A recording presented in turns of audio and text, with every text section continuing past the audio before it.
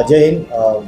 Nagpur police आयुक्त मान्य doctor Ravindra Kumar Singhal साहेब यांच्या मार्गदर्शनामध्ये संपूर्ण नागपूर शहरामध्ये ऑपरेशन थंडर मोहीम राबविण्यात येत आहे।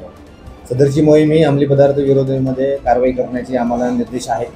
त्या अनुषंगाने आम्ही परवाच्या रात्री वंश विनोद यादव वय 22 वर्ष राहणार काशीनगर हा आम्हाला सस्पेक्टेडरित्या दिसला आणि आम्ही आमच्या पथकाने त्याचा पाठलाग करून त्याला पकडले असता त्याच्या खिशामधून एक MD सारखा पदार्थ दिसला आणि त्यामध्ये 2.48 ग्रॅम आणि एक मोबाईल असा एकूण 34,800चा आम्ही मुद्देमाल जप्त केलेला आहे।